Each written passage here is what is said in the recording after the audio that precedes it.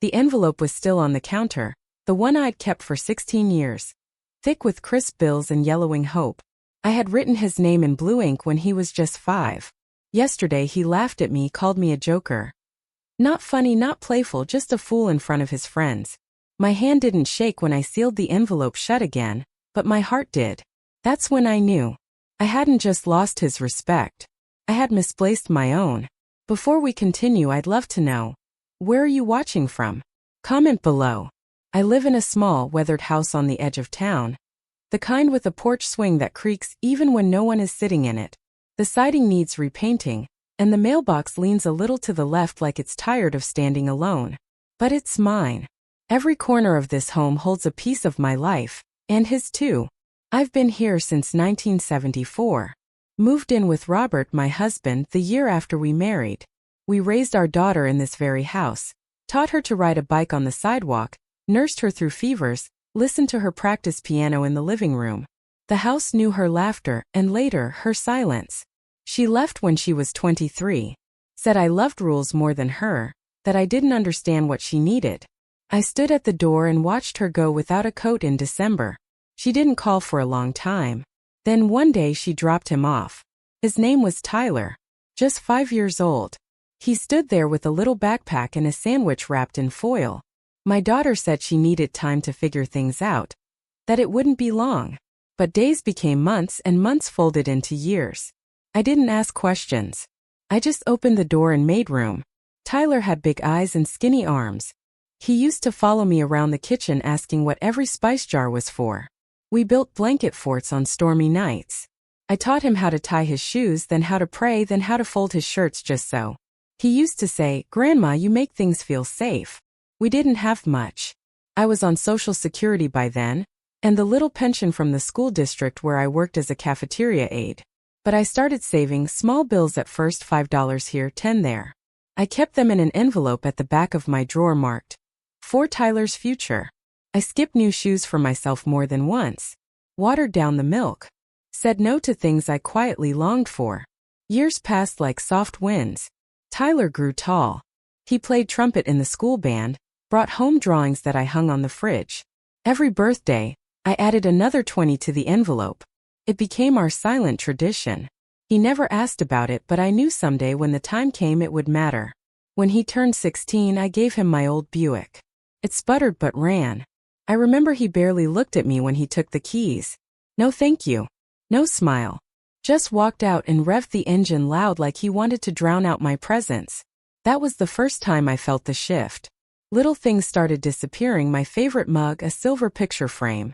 He stopped eating dinner with me. Said he was busy. I'd hear him laughing in his room with the door shut, never inviting me in. Still I kept the envelope. When his college acceptance came in the mail I cried. Not for pride, though I felt that too, but relief. Relief that the boy I raised would have a chance, a path out of the kind of smallness I lived in. I imagined him walking across green campuses, sitting in bright classrooms telling people, "My grandma made this happen." But the Tyler who sat across from me now wasn't the boy who once held my hand crossing streets. He was taller, sharper. His phone buzzed constantly. He called me G, not Grandma. And his smile when it came felt rehearsed, like something worn only for photos. Last week at dinner I mentioned the envelope. I said softly, "I think it's time you take it, honey. It's yours." He laughed, then shook his head and said, "You're joker, Grandma. You think a stack of 20s is gonna change anything?" His friends were there. They chuckled. I looked down at my chipped plate, at the mashed potatoes I'd mashed by hand, and I swallowed the lump in my throat. That night I opened the drawer and looked at the envelope again. 16 years of quiet hope. 16 years of small sacrifices. And all of it a joke to him. I sat there for a long time. Not angry. Just empty. I thought of Robert. Of how he used to say, "Some people don't know the value of a thing until it's gone." The clock ticked on. Somewhere in the walls the old pipes groaned. I looked at the envelope again. I didn't cry. Not yet. After that night something inside me shifted. Not suddenly, not like a door slamming shut, but quietly like a window that forgot how to open. The next morning I made his favorite pancakes just like always. I set them on the table, warm and soft with maple syrup from the bottle he liked. He walked in, glanced at the plate and said, "Too many carbs," before grabbing a protein bar from his backpack and walking out. I stood there watching the steam rise and curl from the food like a ghost. He didn't even say goodbye.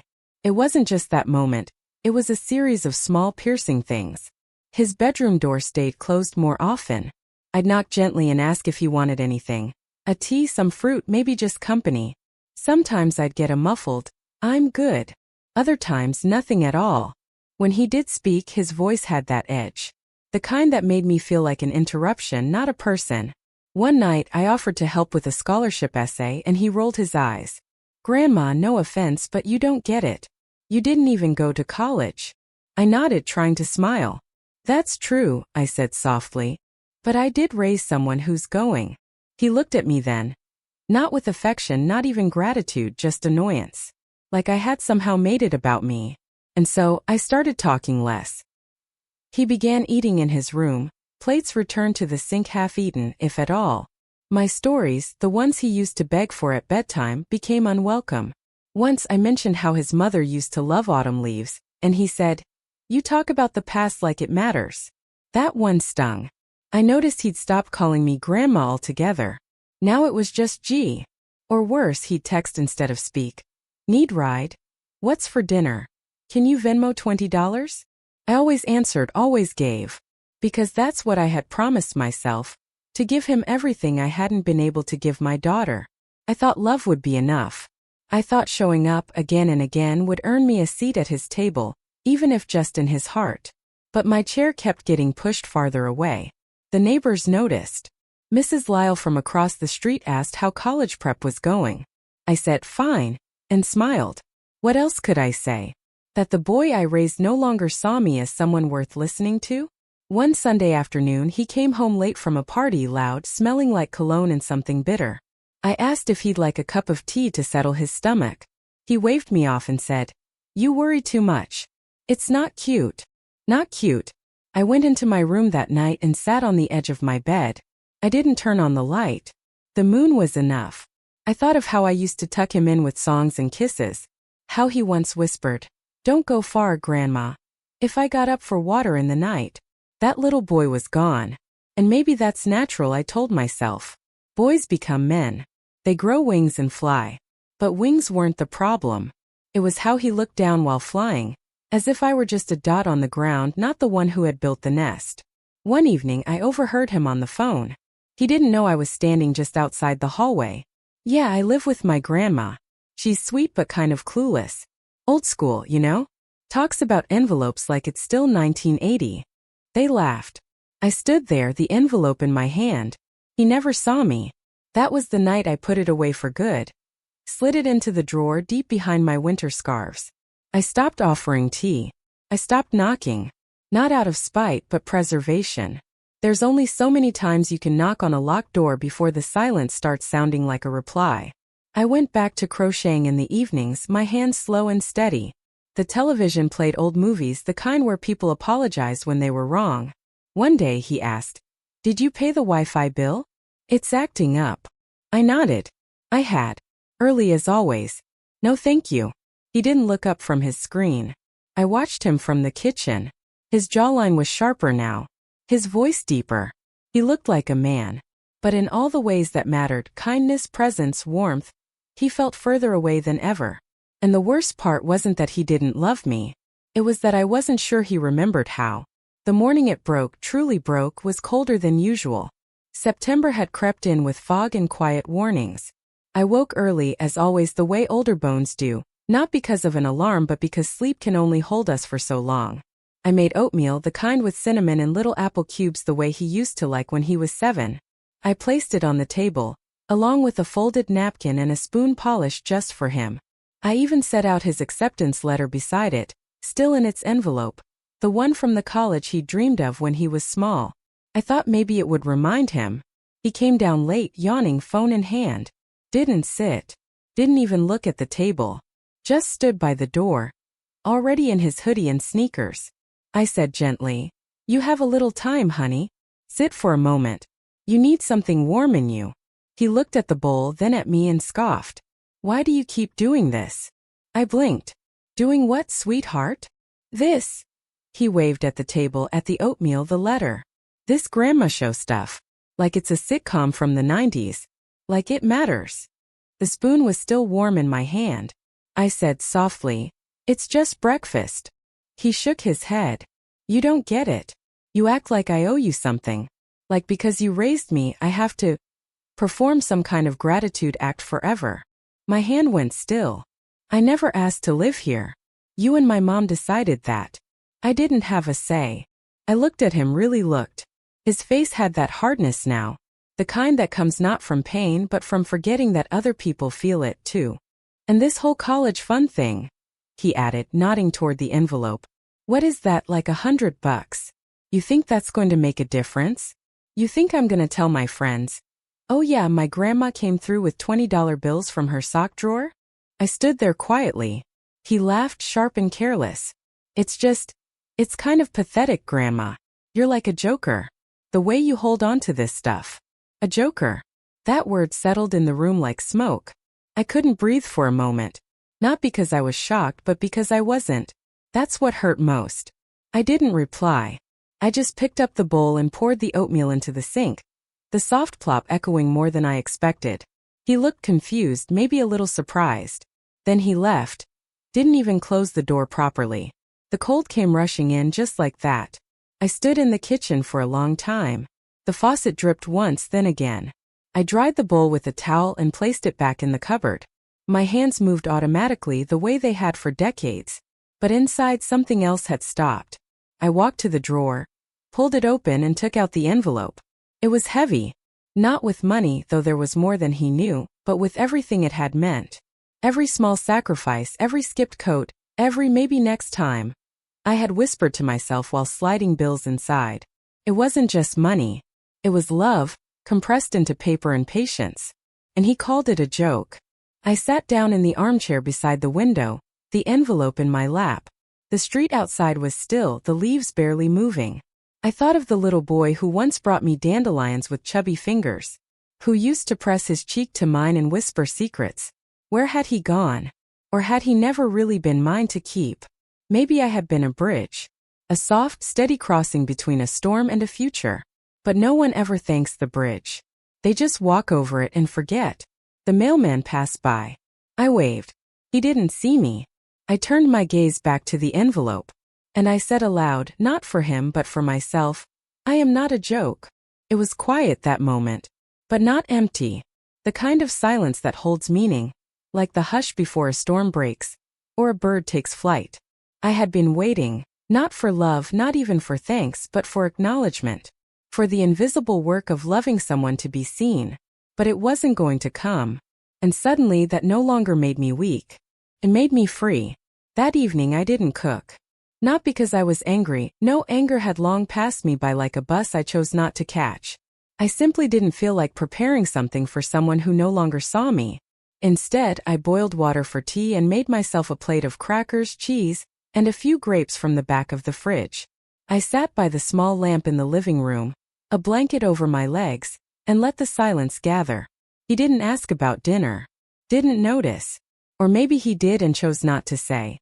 That was the first night I realized I had been holding on to something that didn't want to be held, and maybe never had. You can't force closeness, not even with years of rocking chairs, scraped knees or nightlights left on. Love is not owed. And gratitude, well, it cannot be planted like a seed and demanded to bloom. So I stopped. I went into my bedroom that night and opened the old cedar box at the bottom of my closet. It smelled of lemon oil and thyme. Inside were papers, neatly folded, bills, bank slips, and that one yellow check I had never cashed from my sewing class all those years ago. I set them aside until I reached the envelope. Not his envelope. Mine. My name was written in my daughter's handwriting. Shaky, rushed. Inside, folded 3 times, was the letter she wrote me just before she left town for rehab the second time. She'd been clean that last year. Just long enough to give birth to him, and not long enough to raise him. "I know I'm not going to make it," she had written. "But please don't let him forget softness. You are the softest place I've ever landed. Raise him the way you raised me, when I was still worth loving." I held that letter like it was her hand, and I said to the quiet, "I did what I could, baby." That night I slept, truly slept for the first time in weeks. No dreams. No running thoughts. Just rest. The next morning I pulled out a yellow notepad. It was the kind I used to use for grocery lists. At the top I wrote, "What I still have." And I made a list. A garden that still gives tomatoes. Legs that can walk to the market. A pension that pays the bills. A name mine that no one else can tarnish. One good blue dress. And time. Time. Not endless but still mine. I packed a small lunch and walked to the post office. On the way back, I stopped at the travel agency next to the bakery. It had been there for years, though I'd never noticed it. Inside were posters of cruises, palm trees, smiling older couples in wide hats. A young woman behind the counter asked, "Planning a trip?" I smiled. "Maybe." She told me about packages, senior discounts, solo traveler benefits. I took the brochure and tucked it inside my coat. Back home I took down the jar, the college fund. Still labeled, still hidden behind the flour tin. I didn't count it just yet. I just held it in my lap. And then I laughed. A real one. Because for the first time in a long time I saw the humor. Not in a bitter way. Not the kind he meant when he said joker. But in a quiet, knowing way. The way life turns on you when you're not looking and still somehow hands you the pen. I began writing again. Just small things. Memories. Recipes. How my mother taught me to hem a skirt with just 3 fingers and a prayer. I didn't tell him. He came and went as usual, earbuds in, shoes kicked off in the hallway. But I stopped waiting for him to notice me. I started noticing myself. That week I registered for a cruise. 7 days. Panama Canal. Balcony view. Paid in full with a portion of the fund and the rest from savings. The woman at the desk asked, "Will anyone be joining you?" I said, "No. It's just me this time." She smiled and said, "Even better." That night, I folded the college envelope, the one with his name on it, and tucked it into a smaller, unsealed envelope addressed to myself. I wrote one word on it, closure. Not out of pettiness. Not revenge. But because I was done carrying someone else's unspoken anger like it was mine to soothe. Have you ever felt invisible in your own home? Let me know in the comments. I started clearing out drawers. Not because I was moving, not yet, but because it was time. There are things a woman keeps in a house for others. Backup towels for guests, a drawer full of fast food ketchup packets for a teenager's late-night snacks, coats bought on sale, just in case he needs one. When I opened the linen closet, it was like walking through someone else's life. His life. His needs. Mine were somewhere underneath, buried under years of making do. I folded things neatly, slowly, my hands not as quick as they once were, but steadier somehow. Every dish towel folded was a goodbye. Every pair of socks with worn-out heels, quietly discarded, felt like a decision I had waited too long to make. By the 3rd day, I had 3 boxes labeled in thick marker. Keep. Donate. Not mine anymore. That last one filled up faster than I thought. I called the library and asked if they still accepted journals for their community memoirs project. The woman on the phone said, "We sure do. Stories matter more than ever." I smiled at that, because suddenly mine did. To me at least. Then came the bank. I walked in with my purse tight against my hip, like my mother used to carry hers. I asked the teller, a polite girl with bubblegum nails, to help me reassign some funds. A savings account moved, a new checking opened. I used the phrase travel contingency, and she nodded like she understood. I left feeling lighter. At home, I opened my Social Security letter again. It wasn't much, but enough for groceries, medicine, and if planned well, a little more. For years, every penny not used went into that college jar. Now it would feed my peace. That night, I sat on the back porch. The wind was slow, carrying that late autumn scent of leaves and faraway fires. I wore my old shawl, the one with tiny embroidered roses. It was the only thing left from my wedding trousseau. My husband had been kind in the way tired men sometimes are. He didn't hurt, but he didn't look closely either. When he died, the world shrank and expanded at once. And I filled it with the boy my daughter left behind. I thought I could raise him soft, but softness, I've learned, must be chosen. You can't force someone to feel it. Still, I had no regrets. Only recalculations. I wrote a letter that week. Not to him. To myself. Dear me. You are not broken. You are not something to outgrow or dismiss. You are the reason someone had a childhood. You were the soft landing even when no one said thank you. You matter. Even now. Especially now. I sealed it and placed it inside my small suitcase. The suitcase was old but sturdy. I bought it 30 years ago, dreaming of a trip to New Orleans I never took. Life had other plans. Emergency braces, flooded basement. One Thanksgiving with a burnt turkey and an apology note written in crayon. That suitcase would finally see the world. I booked a ride to the airport, even though the cruise was a month away. Just a test run. I wanted to know how it felt to make plans for myself, to sit in a car and say, "That's my stop," and have someone listen. Felt real. I didn't announce any of this. Not to neighbors. Not to church. And certainly not to him.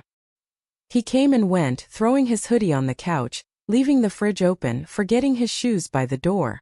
But I no longer flinched. I no longer waited. I watched, not with anger but with a kind of gentle detachment, the way you watch a season change knowing it's not yours to control. One evening he asked if I could drive him to a friend's place. I told him, "I don't drive after dark anymore. Maybe ask someone else." He blinked surprised. That was the first time he noticed I had drawn a line. Small. Quiet. But there. I didn't owe him convenience. He didn't ask again. I bought a small planner, the kind with gold edges. I wrote in it every day. Tuesday, call the travel nurse service. Friday, try that lentil soup recipe. Sunday, walk 2 blocks further than last time. These were not big things. But they were mine. Every act of self-care felt like an apology I no longer needed from someone else. I gave it to myself, one gentle checkmark at a time. That was the reckoning. Not loud. Not explosive. But deep, like roots breaking through old concrete. It was a Tuesday when the memory came back. Not the sharp kind but soft around the edges, like mist that settles before you realize you're breathing it in. I had opened an old shoebox while sorting the hallway closet. Inside were hair ribbons, a half-finished crochet project, and a school photo, 2nd grade, her front teeth missing, my daughter grinning through a gap like the world had no edge. I sat on the hallway rug for a long while holding that picture. She was 8 when she called me Mama by mistake. I had corrected her gently. "I'm Grandma, baby." But inside I remember wanting to say it's okay. You can call me whatever makes you feel safe. Her mother, my daughter, had disappeared for 3 weeks that summer. She came back sunken-eyed, with a voice like gravel and skin that shook even when she was still. I never asked what she did during those days. I just cooked more and prayed harder. That was the first deep wound. Watching your child unravel in front of you and realizing your arms can only hold, not heal. She was 26 when she handed me a tiny bundle in the hospital room. Red-faced, wailing, fists clenched like he already knew this world would be tough. She had been clean for 6 months then. I remember because she counted each one like beads on a rosary. "Just a little longer, Mama," she whispered once, head on my lap. "I just need a little more time." But time is not always a gift. Sometimes it's a quiet thief. The last time I saw her alive, she was holding a teddy bear she said she'd saved from her own childhood. I never recognized it. Maybe it wasn't real. Maybe she just wanted to leave something behind. She left him. And I took him without question, without plan. The early years were sweet, the kind that keep you from thinking too much. He was chubby and warm, smelling of soap and crushed crackers. He laughed at everything. I gave him bottles in the rocking chair, the same chair I nursed his mother in. But even then I saw it coming, the weight of legacy, the pull of her absence. His eyes searched rooms for a face that would never walk through the door again. And still I stayed soft. I became lunch packer, homework helper, night terror's whisperer. I worked part-time, took in some mending jobs, sold the silver flatware I had inherited just to cover preschool enrollment. I wore the same winter coat for 7 years, stitched at the underarm with matching thread, so he wouldn't see the tear. But wounds have memory. They don't always scream. Sometimes they sit quietly, molding you into someone who forgets how to need. That's what happened to me. I stopped asking to be thanked or seen or even acknowledged. When he turned 13, the shift began. He no longer reached for my hand at the grocery store. He pulled away when I kissed his forehead. I told myself it was growing up, hormones, the age. But somewhere inside I knew he was stretching toward the absence, not toward me. Her shadow was becoming more intriguing than my light. He began asking about her. I told the truth gently. She loved you. She just couldn't stay. But one night, I heard him on the phone in his room. His voice rougher than usual. My grandma's the reason my mom left. She was controlling. Always in her business. I sat outside his door, my hand pressed against the wall. And I bled quietly. That night I wrote in my journal. You can't rewrite someone else's grief. You can only hold their storm until they're ready to sail. I kept holding even when it got heavy. I remember the birthday when he didn't come home, 16. I baked the cake anyway. His favorite lemon with white frosting. I lit the candles, then blew them out myself when the wax dripped too far. The next morning I put the cake in the freezer. It stayed there for 4 months. Eventually I tossed it. Not in anger. Just release. And now, sitting on that rug with her photo in my lap, I understood something I hadn't before. All these years I had been patching holes with silence. Letting love fill the gaps grief had torn. But no one, not even a grandmother, can outlove someone else's missing pieces. I laid the photo aside. And for the first time I let myself cry for her. Not the frantic sobs I had back when the police called. Not the guilt-heavy tears I shed as I rocked her son to sleep in a house that never again smelled like her shampoo. No, this was something different. This was mourning. I grieved the mother she couldn't be. The daughter she almost became again. The soft-hearted girl who used to braid my hair and hum off-key in the kitchen. The woman who wanted to choose me and just couldn't. It came quietly. Not with a slam or a scream, but in the hush of shuffled papers and the silence of withheld truth. I was sitting at the kitchen table, sorting mail like I always did. Coupons, charity letters, a few late notices from utilities I'd paid, but somehow never updated my address. Then I saw it. A thick white envelope, my name misspelled slightly, just enough to feel like it wasn't meant for me. It was from the mortgage company. That confused me. The house had been paid off years ago. My husband and I had made the final payment the same year he took ill. Our quiet celebration marked only by a slice of store-bought cake and the hum of the dishwasher in the background. We had never missed a single installment. This home was meant to be mine until the end. My hands trembled as I opened it. At first, the language swirled, legal terms, account numbers, figures too large and too cold. But then it settled slowly and the truth took form. The house had been refinanced. And my name was no longer on the deed. It was his. The boy I had raised. The one whose diapers I had changed, whose bruises I had kissed, whose lunchboxes I had filled with love notes and sliced apples. He had transferred ownership 6 months ago. I sat very still. The light above the table flickered once, as if the room itself shuddered at the weight of betrayal. I reached for the phone not to call anyone but to steady my hands. It felt like they didn't belong to me anymore. I checked the dates, the signature, it was there. His handwriting, grown slanted and rushed like always, now marked beside the neat print of mine. A power of attorney form. Dated. Notarized. I remembered then. A year ago, I'd been in the hospital for pneumonia.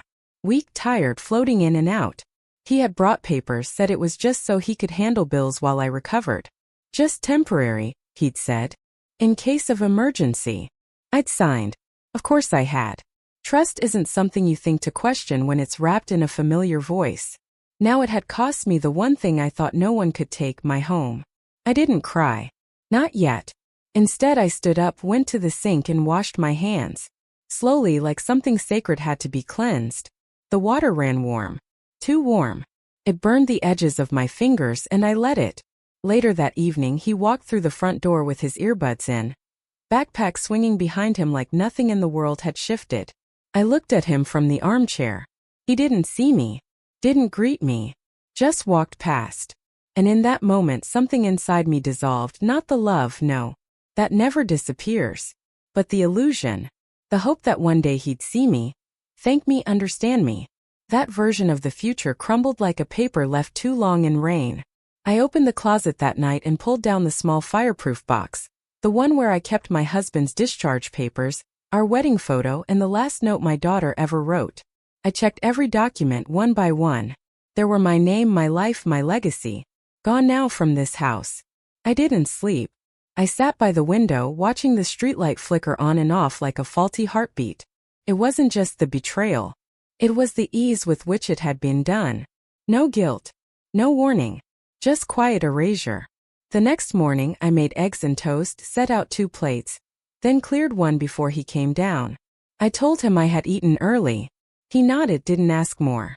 That was always the rhythm, my silence, his assumption. But this time it was different. I was no longer waiting to be noticed. I was watching. And I saw everything. The way he walked into rooms like he owned them because now, in some legal sense, he did. The way he ignored the mail, knowing I'd see what he couldn't hide forever. The way he had started leaving little hints. When I redo the garage. Or, once I move my desk into your room. Your room. He was planning already. And still he didn't see the tremble in my hands as I folded dish towels that no longer felt like mine. He didn't see the way I paused at doorways, memorizing the way the light fell across the carpet. This house had been my quiet companion through decades, through marriage, through my husband's funeral, through my daughter's disappearance, through a grandson's first steps and sharp words. Now it had become a symbol, not of safety, but of silence. I packed the fireproof box into my suitcase the next night, tucked the cruise ticket between its pages. I added the note I'd written to myself, the one that reminded me I mattered. And then I sat down and let myself cry. No noise, just tears sliding down skin that had held too much too long. The morning I stopped setting the table for 2, it didn't feel like defiance. It felt like rest. I laid out 1 placemat, 1 mug, 1 napkin. I made my oatmeal and sat in silence, the spoon clinking gently against the bowl. No rush. No need to check if the eggs were too runny or if he'd remembered his lunch. Just me in my own time on my own breath. It had taken weeks to reach this point. Or maybe years. Something had shifted in me, quiet as the first breeze before a storm. Not a rage, not revenge, I felt none of that. I only felt the deep, still weight of enough. I stopped knocking on his door to remind him of appointments. I stopped offering dinner updates. Stopped folding his clothes when they appeared, damp and forgotten in the dryer. First he didn't notice. Or if he did, he didn't speak of it. That was always his way, letting things slide into silence and assuming someone else would catch them. But I no longer wished to be the net. One afternoon, I opened the hallway closet and began to sort the things that belonged to me. Not just by ownership but by memory. My mother's quilt. The baby sweater I'd knit before my daughter was born. A porcelain bird from the windowsill in the kitchen that I always dusted with care, though no one ever seemed to notice it. I wrapped each item gently and placed them into a small trunk. Not out of spite, but protection. I was beginning to choose what would come with me when I left. Not just in luggage but in spirit. For weeks he remained unaware. Wrapped in his world of headphones and late-night games and friends who stopped by without introductions. The house buzzed with noise that somehow never included me. Then one evening I returned from the library. I had started spending my afternoons there, tucked into a corner chair with old cookbooks and travel brochures. The librarian, a kind woman with eyes as tired as mine, had started keeping the newest magazines for me. She asked about my day. Listen when I answered. As I came in that evening, I found the dining table littered with empty soda cans and pizza boxes. My good vase, the one my sister gave me in '72, was being used to hold plastic straws. I stood there holding my purse, something folding inside me. But I said nothing. I went to my room, closed the door and lit a small candle. Lavender. Quiet. The shift was complete now. I was no longer asking to be seen. I was seeing myself. In the days that followed, I began to pull back even more. Quietly, respectfully. I canceled the newspaper subscription. Closed the checking account we shared. I began paying my own expenses from the envelope of saved cash I had kept for emergencies. And this was an emergency. Not of flames or sirens, but of dignity. I met with a woman from the senior center, quiet, firm, helpful. She told me about a small apartment complex just 2 towns over. Subsidized, safe with a garden I could volunteer in. She handed me a pamphlet, and I held it like scripture. I didn't say a word to him, because it wasn't a conversation anymore. It was a decision. One night, I sat at the table, pen in hand, and wrote my intentions on a piece of lined paper.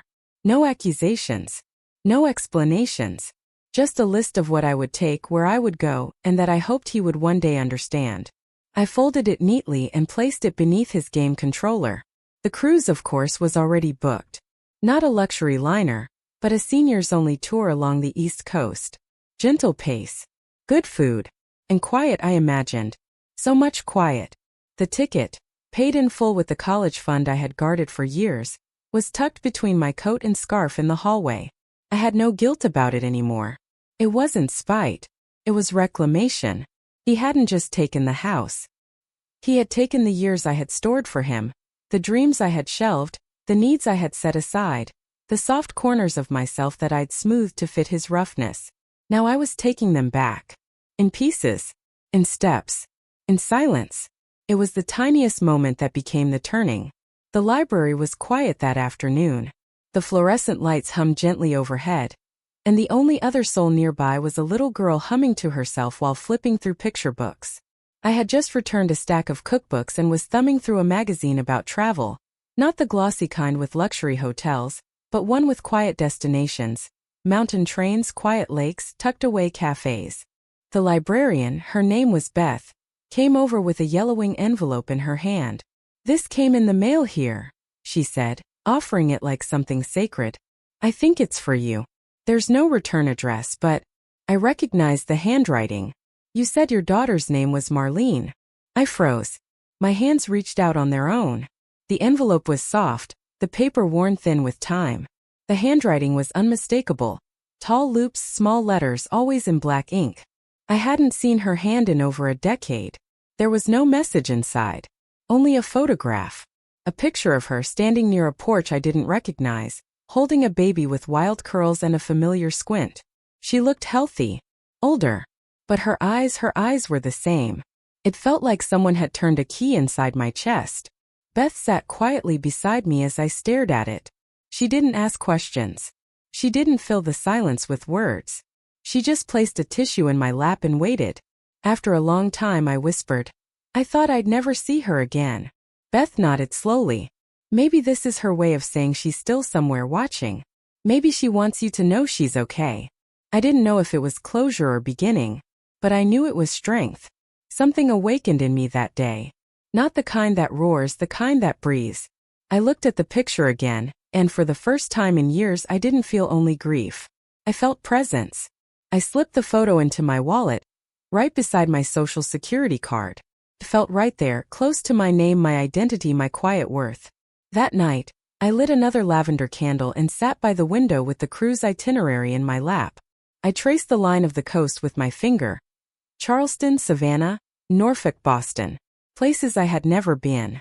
Places I could now go. The next morning, I called the woman from the senior center. Her name was Miss Elaine. I told her I was ready to visit the apartment unit. She met me with a clipboard and a gentle smile. "I brought tea," she said, handing me a warm thermos. The unit was small but clean. A single bedroom. A window overlooking the courtyard. A chair already waiting in the corner. Just the right size for reading. As I stood in the middle of that empty room, something inside me stilled. I realized I hadn't felt truly alone in years. Not in the way that meant freedom. I felt my own breath. My own voice. I nodded. "I think this is it," I said. Elaine touched my arm gently. "It's never too late to begin again." I moved in 1 week later. Not everything came with me. Just the small trunk of memory, my husband's photo, the porcelain bird, the letter from my daughter, and the cruise ticket, tucked in my drawer now, a beacon waiting. He didn't call. He didn't ask where I had gone. That silence told me everything. But it didn't hurt anymore. I had found something better than his understanding. I had found my own. Have you ever found strength in moments of silence? Let me know. It started with the mail. He didn't know I'd redirected everything before I left: Social Security letters, Medicare notices, even the monthly circulars from the pharmacy. They began piling up in the box outside. His name nowhere on them. Elaine called me one morning, amused. "He came by the senior center yesterday," she said. "Wasn't polite, wasn't rude. Just confused. Kept asking where you'd gone. I told him you were safe and well. That's all." I thanked her. And I felt it again, that stillness. That quiet boundary drawn not with fury but with peace. The next call came from the bank. They'd flagged some unusual activity. Attempts to access an account that had been closed, a college fund with no funds, a signature that didn't match. The voice on the line was calm, but I could hear the unspoken message. He was scrambling. I imagined him standing at the teller's window, frustration mounting as he realized the money he believed was his was gone, that the easy path he had built on my back had crumbled. But there was no triumph in me, only release. Beth at the library told me he stopped in there too. Maybe looking for me, or maybe because he didn't know where else to go. She said he looked thinner, tired. He sat in your chair, she said. Just sat there for a while, didn't check out anything. Just stared at the wall. I nodded when she said it. I didn't ask for more. I had learned that pain had its own way of teaching, just as silence had its own volume. One afternoon, a box appeared at my new apartment. No note, just a cardboard box taped hastily and left by the door. Inside were things I hadn't realized he still had. Old photos, my sewing scissors, the crochet doily my mother had made in 1955. All returned. As if to say, I know I don't deserve to keep these. I didn't call to thank him. I didn't reach out. There was dignity in letting some distances remain. Elaine and I planted marigolds in the garden that spring. She brought lemon muffins and we sat on the bench afterward, watching the bees move through the petals. It was the kind of afternoon that asked for nothing and offered everything. I'm proud of you, she said softly. I didn't respond right away. Just watched a bird land on the fence and tilt its head. I'm proud of me too, I whispered finally, because I had chosen the harder thing. Not revenge, not retaliation, but removal. I had walked away from noise and chosen the echo of my own voice. He sent one letter. Just one. It came folded into a torn piece of notebook paper, the handwriting jagged and hurried. I thought I was helping. I thought you wanted us to stay. I didn't know you were unhappy. I don't know where to begin. I folded it gently and placed it in the drawer, beside my daughter's photograph. I didn't need to reply. Sometimes the response is in the living. And I was living again. I hadn't planned to see him again. But life has a way of placing people in front of you when the time is right. Not for closure, not for drama, but for clarity. It was a Wednesday morning when I saw him outside the grocery store. I had just finished buying tea and soft bread for the week, and the sun was just beginning to stretch itself across the sidewalk. He stood near the carts, taller than I remembered but smaller somehow, like a boy wearing a grown man's worry. He saw me before I saw him, and when our eyes met, he didn't look away. I paused, letting the weight of years settle between us. Then I walked forward slowly, steadily, like I had nothing left to fear. He stepped aside, unsure, nervous. I could see it in his hands, the way they twitched near his pockets, searching for words that didn't exist. He opened his mouth, maybe to say he was sorry, maybe to ask for something again. But I raised my hand gently. Don't, I said. Not unkindly, just firmly. There was a silence after that. The kind that lives between hearts that once beat together but now carry different rhythms. I looked at him and saw all the versions of him I had loved. The baby I had rocked, the boy who scraped his knees, the teenager who slammed doors, the man who stopped seeing me as a person. But I also saw me. Not the grandmother who folded his clothes and paid his bills. Not the backup plan. Not the invisible fixture in the home I once kept. I was a woman. Whole. Breathing. Worthy. I hope, I said, voice steady, that you find your own way. Not one that walks on others, but one that stands on your own feet. He blinked, silent. His shoulders slumped, not in anger but recognition. I continued. You may not have meant harm. But harm was done. A long pause. And then finally I said what I had come to say, though I didn't know it until the words left me. You don't get to rewrite what happened. But you do get to live differently now. Choose well. I stepped around him and wheeled my cart to the car. He didn't follow. He didn't call out. He simply stood there, still as stone. I drove back to my apartment, the windows down, air warm against my skin. I felt calm. Like something had ended, yes, but something else had found its beginning. Not in him, but in me. My cruise set sail in late April, when the breeze still carried the cool breath of winter but the sun began to promise warmth. I boarded the ship with a small suitcase. No frills, just the things I loved. 3 linen dresses, a worn paperback, and the photograph of Marlene and her child, still tucked beside my social security card. The ocean stretched out before me, wide and endless, like the years I had lived under other people's needs. But here I was, on a vessel moving forward, slowly but surely, pulled by no one else's hands but my own. I spent mornings with coffee in a small ceramic cup, watching the waves curl like ribbon. Sometimes I sat beside a retired schoolteacher who traveled alone too. We didn't speak much. We didn't need to. There's a comfort in sharing silence with someone who understands. By day 3, I had learned the ship's rhythm. I walked the decks at dawn when it was quietest. I ate lemon tarts for breakfast. I let go. It wasn't about luxury, it was about space. Space to feel my feet on the ground. Space to let my shoulders drop. Space to exist without being needed. I wrote postcards to myself. Silly maybe, but healing. Dear Evelyn, one said, you have done enough. You have been enough. You are enough. Another morning, I wore the soft blue dress I hadn't worn in years. I let the wind pull strands of my silver hair free. I didn't pull them back. I let them dance. One afternoon we docked in Savannah. I stepped off and wandered into a quiet bookstore where the shelves smelled of pine and old paper. I bought a journal. Not for anyone else. Just for me. I sat in the square near the fountains and wrote about the marigolds, about Elaine. About the way my grandson's silence no longer burned. It simply existed. And then I wrote about the new beginning. I wasn't a victim anymore. I wasn't a burden. I was a woman who had survived heartbreak and found something braver than revenge. Peace. When I returned home, my garden had bloomed without me. Life does that. Keeps going.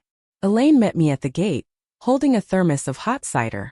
She smiled when she saw the light in my eyes. You look taller, she said. And I suppose I was. Because when you let go of everything that was never yours to carry, the shame, the guilt, the need to be approved, you do stand taller. I poured myself a cup that night, lit a candle, and opened the journal again. At the top of the page I wrote 3 simple words. I am free. I used to think my worth came from being needed. From packing lunches and folding towels, from keeping the peace, from saying yes when everything in me wanted to whisper no. But now, I know better. I am not the leftovers of other people's lives. I am not a placeholder or a backup plan. I am not the silence you ignore until you need something. I am Evelyn May Carter, daughter of Ruth, mother of 1, grandmother of 3. I've stood in kitchens filled with noise and walked away into quiet. And in that quiet I found myself. The cruise didn't fix me, but it gave me time to remember the sound of my own heartbeat, the rhythm of my own needs. It let me wear blue again. Soft sea-colored blue, not because anyone asked me to, but because it made me feel like sky. I keep the journal near my bed now. Sometimes I write 1 sentence a night. Sometimes nothing at all. But it waits for me, like a soft chair that never asks why you're tired. My grandson never wrote again. And that's all right. Forgiveness isn't always about returning. Sometimes it's just letting go without bitterness. The college fund is gone, yes. But so is the feeling that I owed someone more than I owed myself. Now I walk to the garden each morning. I talk to the marigolds. I sip my tea while the light comes in. And I begin again. Every day I begin again. If you've ever felt unseen or forgotten, remember, your worth doesn't depend on their understanding. You are not invisible. You are not alone. Share your story in the comments. Because sometimes the bravest thing a woman can do is quietly choose herself.